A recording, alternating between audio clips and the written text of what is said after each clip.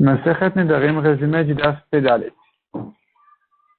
La Gemara avait ramené une discussion entre Rava et Rav Nachman dans le Daf précédent.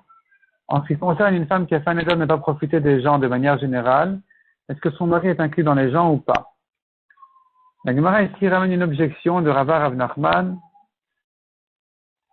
où Rava voulait prouver d'une Mishnah, comme quoi le mari fait 8 parties des gens, mais la Gemara repousse la preuve en disant là-bas c'est exceptionnel, là-bas on comprend du contexte, on comprend du Neder lui-même qu'elle avait l'intention exceptionnellement d'interdire son mari aussi, mais sinon de manière générale, quand une femme elle a dit les gens, elle ne pense pas à son mari.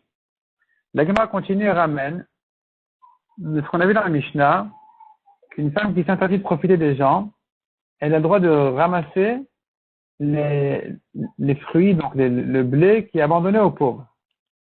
La Mishnah avait ramené là-dessus quelles sont les choses qui sont abandonnées aux pauvres, lesquelles Shiricha et PA.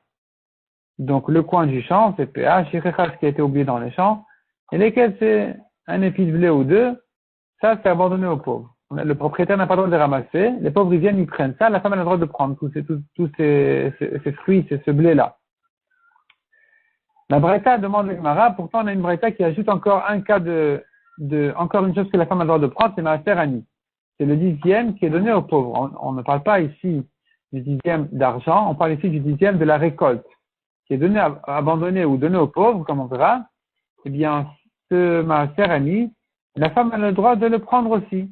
La Mishnah n'a pas ajouté ce cas-là. Pourquoi? La Gemara répond, première réponse, deux réponses la Gemara donne là-dessus. Première réponse, c'est de dire, c'est une marloquette entre Rabbi Eliezer et Rabbanan, à savoir, est-ce que si on n'a pas fait ce prélèvement là du 10e qui est donné aux pauvres, les fruits sont considérés comme tevel, comme non prélevés, ou pas? Rabbi Eliezer, il dit, un homme qui achète des fruits d'un Amaharet, il n'a pas à craindre le Maaser Ani. La Gemara comprend de Rabbi Eliezer, c'est que Rabbi Eliezer, il pense que même si maximum le Maaser Ani n'a pas été fait, c'est pas grave, c'est pas considéré comme tevel. C'est pas considéré comme des fruits non prélevés. Simplement, c'est une dette par rapport aux pauvres qui, dans ce cas-là, ne peuvent pas la recevoir puisqu'ils n'ont pas de preuve que ça n'a pas été déjà donné par le vendeur. Donc, de toute façon, il n'y a pas besoin de le faire. Ça, c'est Rabbi Eliezer.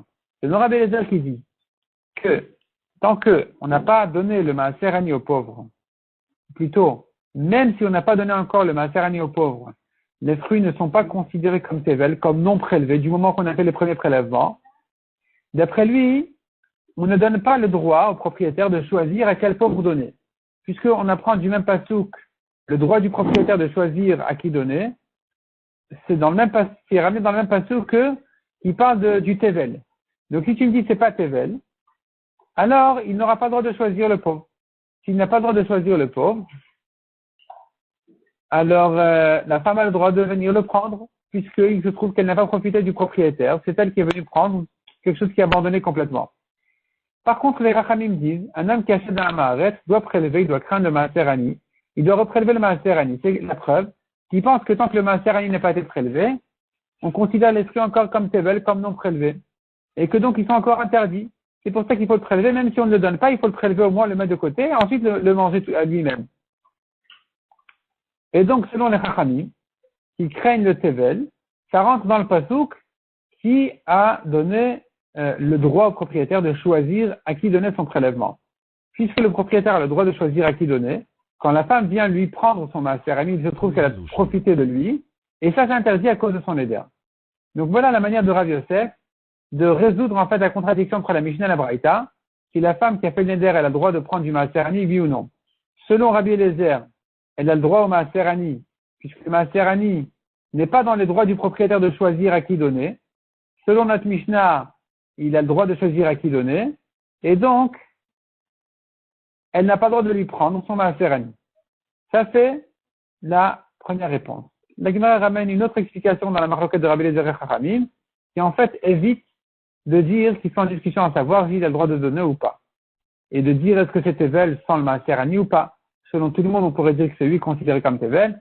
Expliquer leur marloquette d'une autre manière. Est-ce que je crains vraiment que le vendeur à Maaret, il n'a pas encore prélevé le Maaser Ani, ou je ne crains pas ça? La Gemara donne une autre réponse à la contradiction entre la Mishnah, plutôt la déduction de la Mishnah à la Braïta, Notre Mishnah qui n'a pas cité le Maaser Ani parmi les choses que la femme du Neder a le droit de prendre, et la Braïta qui a, lui, ajouté Maaser Ani, eh bien, la Gemara répond d'une autre manière qui dirait que